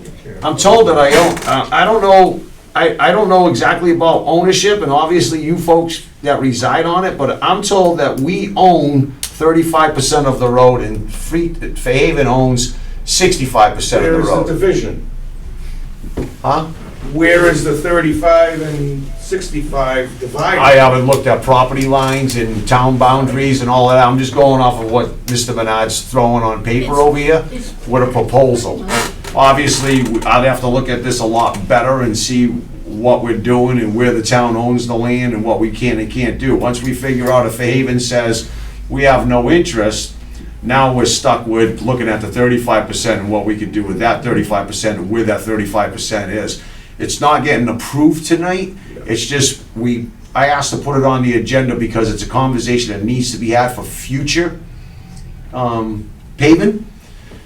And there's a couple other proposals on here for future paving, so this is one of them, but this is a proposal being put forward by the superintendent of highway asking the board, are you interested in having this dialogue of me moving forward with Fairhaven to see if they're interested in it? If they say, yeah, we're interested, we'll give you the 90 Gs, then we're going out and blowing the whole road, and it won't matter what it is, right?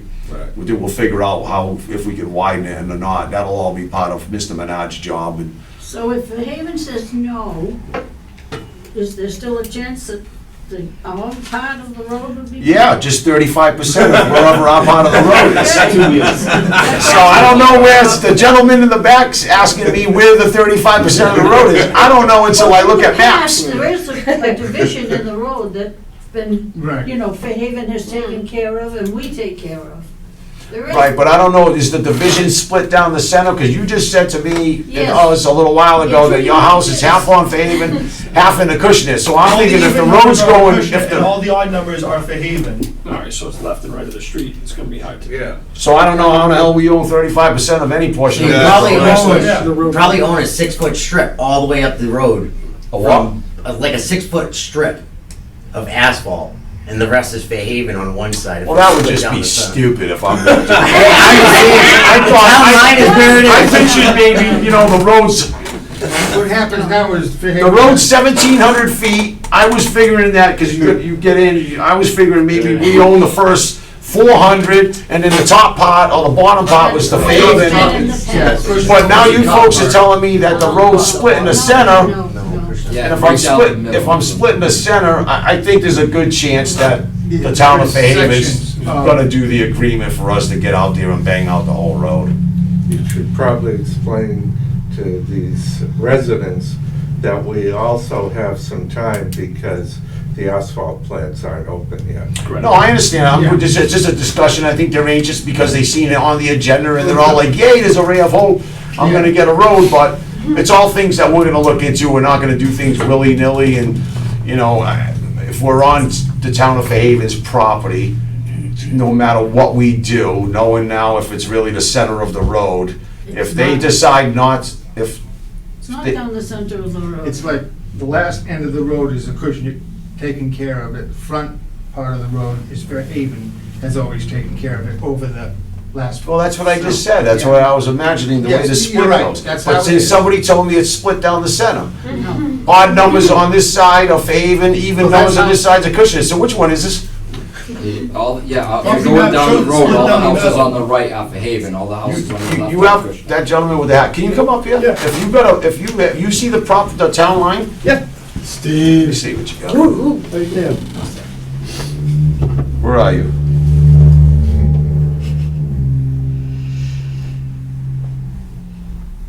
Where's Toodle? Right here. Where? Are you looking at just 35% of it? Okay. This one's- No, I'm trying to, hold on a second, let me just, That's about the right. No, I just messed up your phone. So, Google Maps. So that's the lane right there. When they try to find the cushion, they can't. all the way down. All the way down. You know. It's my property, Neighbor's property, Yeah, and ends right there. okay. So where's the town line? So you zoom out, it shows it on each side, it just says. I know, I can do it at home, I'm pretty good with It just says stuff. the cushion pavement on each side. Yeah, yeah, Cushion's yeah. up on this side, on the even side, Fairhaven's on the right-hand side of the Yeah, office. we'll figure it out. Then all is that- I don't really think that Fairhaven's gonna give us a hard time. Should I call Angie? It wouldn't hurt to say there's a big interest from the residents, for Toodle Lane, to do the shared service, right? And let's figure this out and get it done. Yeah, Dan said he has a pretty decent relationship with DPW over there too, so. He's already been there to talk to him. I gave him the seal of approval to go have a quick conversation with them and say, go figure it out and see if there's any appetite. And he came back and said, there's an appetite. They just gotta take it to their board and do whatever they need to do. So I said, okay, I'll take it to Board of Selectmen, and we'll talk about it, make sure there's an appetite from our side before you continue having dialogue with them. So that's where we're at. It won't be done in the next 30 or 60 days, but there's an array of hope for all you folks, right? That it will get done, no matter what happens. So we'll go to Fairhaven's next meeting and No matter what happens, Acushnet will do what it needs to do for its part of its ownership, right? Sure. yep, that's all we can ask. Well, I have to look at this property line though on my own. Come down. I'll see what this is all Bring it about. on. Bring it on. So, you know, sometimes, what's that saying? Sometimes you're better off asking for forgiveness than permission. But it seems to be a good deal for Fairhaven and Acushnet as well. Absolutely. So gentlemen, off Tudor, Bernard Street, he's got Bernard and New York Ave, I've already had that conversation with him as well. It's nothing that we need to address now. I let Mr. Bernard know, the only reason why he's got Bernard in New York is because if he was in the neighborhood doing Tootle, it's probably best while you have the grinder guy in town, and those roads are all beat up as well, to do that as well. The problem is funding. We got a lot of catch up to do with all the other source trenching from gas mains. Mr. Wona had last year when he was chairman, we talked about, I think it's Joseph Earl and Helen, that Eversource was out there in the fall. So as long as you make it through a winter with trenches to settle, my neighborhood, 900 feet of middle road, still ain't done. We put it out to bid. We'll discuss that next, on March 12th as well, to move forward with that and how we proceed with that. We got Nye Lane, which is like 0.4 miles of paving because Eversource was there as well. We're just waiting for Eversource to allocate funds and then figure out what it's gonna be, kind of what we did with the 900 feet of middle road, Corey, Padano, North Anthony, 35 feet of Henrietta. We know what the allocations were, and we said we're gonna test pilot that, and I think, 900 feet of middle road, we put it out to bid. So we're gonna see about accepting that bid and moving forward with that. And then those 3 streets up off the Birch Street is another 3 that we have to do. We have no choice but to get it done, because the trenching's horrific. The settling of the trenches, and then we have Nye Lane, Randall, and Kendrick that has to be looked at too, and just Nye Lane alone is almost 0.4 miles. So that's a big chunk of money. I'm gonna guess that that's probably somewhere around 250, 300,000 just for that. But again, because Eversource is getting an allocation of money, we have to wait to see what that allocation is gonna be and how we're gonna proceed with what we have left over from Chapter 90 funding. And then, of course, we have Hamlin Street Bridge that's under replacement, I should say. In Hamlin Street alone, I'm gonna take a wild swing at that number because I know how much we paid for Hathaway Road when we bid that one out, and that was just over a mile, and that was like $440,000. So I would have to say Hamlin Street's gonna be pretty damn close to that number as well. So it's a big chunk of money. So, before we're doing all of this, we have to concentrate on chasing Eversource around and cleaning up that mess. But we're also getting a good allocation from Eversource to pave. So we'll figure out how we're gonna proceed based on numbers and budgets. Absolutely. So there's no action needed to take. The only thing that we do have to take action on is the 550-foot patch on King Road and drainage and binder and top piece.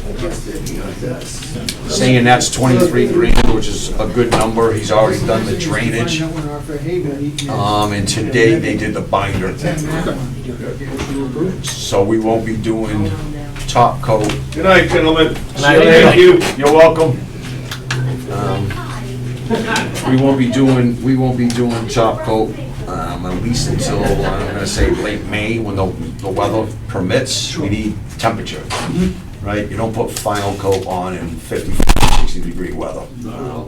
That's what stopped us from awarding last year, because the company that bid on the 900 feet in the Corey, Padano, North Anthony, and Henrietta said, we will never compromise our work and put our name on that due to the temperatures that we're at right now. It'll never work out. So that's what, that and the kibosh for now. But we have to readdress that moving forward. So that's that. But if we do need to, I was actually surprised at the 550-foot patch, because when he first went out there, I don't know, last week or whatever, I got a lot of phone calls, and it was like 200 feet. And I was kind of surprised, and I'm actually happy it's a longer stretch of road that he's doing, because we have puddling problems further than Hebert Road that comes off of Keene, and also coming south on Keene Road, there was more puddling problems, so I'm glad we didn't just stick with the 200 feet. And if you've been out there, he's at the 550 now, and he's put down the binder today. Okay, cool. So the binder's down, we'll come back for final top coat and probably in May sometime when the weather permits and asphalt's, it's time to put down asphalt. Do we need a vote on that? We do, I would definitely take a vote on approving the 550-foot patch on Keene Road. The drainage is in binder and top coat, he's saying in the amount of $23,000, and that will come from the road paving line item in the DPW's budget. So if there's a motion to approve Keene Road, complete binder and top in the amount of $23,000 out of the road paving line item from DPW. So moved. Second. All those in favor? Aye. Hey, Kevin, I know you've been over there. Any idea when that project's gonna be done? Right, 'cause I've gotten a few calls from people. There's some pylons that are up, some cones, but, in the evening when it's dark, there's a drop, and, I don't know if we can get some appropriate signage, construction or something or other. But I talked to Dan yesterday afternoon, and I told him, I said, we need to do something with signage. So today I drove down while they were actually working. It says men working, but we definitely did little flag signs of the big tripod thing.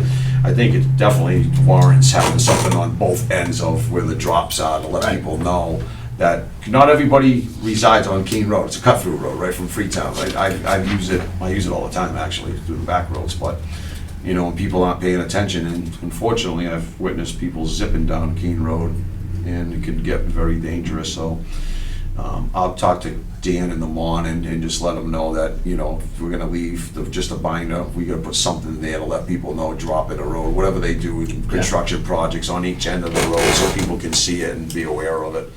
But I'm glad that the project's getting done.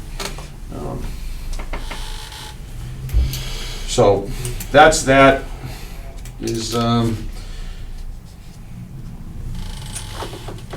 I gotta talk to Dan about the remaining budget, but neither here or there. I don't think that's the remainder of the budget after we do the $23,000 worth. Can't be. Do you want to have the rest on the agenda after we talk to Eversource? Nah, I'm gonna deal with Ms. Silver and Mr. Menard on all this paving. We gotta get back and figure out. I've gotten allocations for the 900 feet Middle Road, down O'Corey, North Anthony, 35 feet of Henrietta. We just gotta, the board, or maybe we can just say to Eversource, we accept those allocations to get the money in the bank. But we gotta get to the ones that Dave did, when he was chairman, the Helen, Earl, what was the other one I mentioned? Tracy. Tracy, I think it might have been Tracy. So anyways, that little neighborhood over there, they did it off the Birch Street area. We need to get that and get Eversource to give us allocations for that, because we need to accept those allocations, because that's gonna get done, I would have to think, by September, right? Agreed. We gotta keep up with all the trenching work. Yeah. My neighborhood's an absolute disaster. Yeah. I can call tomorrow. And they came out and did some little patching Yeah. before the winter. It's an absolute joke that they've sunk like 3 inches. It's very Yeah, detrimental. some 3 inches or. It's ludicrous, and we just gotta, a lot of people are asking when is this gonna happen, when this is gonna happen. I said sooner rather than later. Once we get by the winter season, we can get out there and start paving, so. That's that for discussion on the paving. We took hit on the 900 feet of Middle Road and the other roads that need to be done. So that's that. Gentlemen, you have anything? Mr. Kelly, do you have anything? Just a quick, if I can remind the board, you gave me permission to participate in an MCAD mediation that took place. The settlement was completed. It's for $47,000. It does not involve any town funds. it's all insurance company. At some point, the insurance company will be looking for a signature from myself to make sure that the town is protected in the future by having no future costs or lawsuits coming in based on it. So it was successful in that it didn't cost us, the original limit was 50,000 and 47, it's all insurance money. Okay. Anything else? That's it. Mr. Hinckley, anything? Sir, Mr. Warner, anything? Yes, while we're on the subject of Old Colony, over the weekend, the Old Colony men's basketball team won the Small Vocational School State Championship. It was hosted at Old Colony, it was a packed house, it was a great atmosphere, so in the vocational school world, Old Colony men's basketball is #1 in the state, which I think is a great honor. I know Kevin, your son played hoops there, you're an alum. You did. Great You did. program. Took the school to the states as well. Great program. They're in the MIAA state championship, but I would like the board to consider, as we've done with other champions, this is a big recognition. If we could invite the team here to do our presentation, steps of town hall like we've done in the past. Citation, it's a great recognition for the town and the Old Colony School For the District. students, yeah. And then absolutely. Matt Trahan, who's the athletic director, lives around the corner, and a Acushnet guy. So a lot of Acushnet vibes with that team. Yep. All right, so no other business to be conducted in open session. We have a number of executive sessions. Number 1 is executive session on the general law, chapter 38, subsection 21A3, to discuss strategy with respect to collective bargaining. Police chief, if an open meeting may have a detrimental effect on the bargaining position of the public body, and the chair so declares, and the board will not return to public session at the conclusion of the executive session. Can I just do these all as a joint one? You want me to do all individual motions? Individual motion. Is roll call vote? Mr. Hinckley? yes. Yes. And I am a yes. Executive session on the general law, chapter 38, subsection 21A3, to discuss strategy with respect to collective bargaining. As me in an open meeting may have a detrimental effect on the bargaining position of the public body, and the chair so declares, the board will not return to public session at the conclusion of the executive session. Roll call vote, Mr. Hinckley? Yes. Mr. Warner? Yes. And I am a yes. Executive session on the general law, chapter 38, subsection 21A3, to discuss strategy with respect to strategy on pending litigation, supervisory unit, United Steelworkers, CBA negotiations, and/or Department of Labor relation cases. If an open meeting may have a detrimental effect on the pending litigating position of the public body, and the chair so declares, and the board will not return to public session at the conclusion of executive session. Mr. Hinckley? Yes. Mr. Warner? Yes. And I am a yes. We are now in executive session.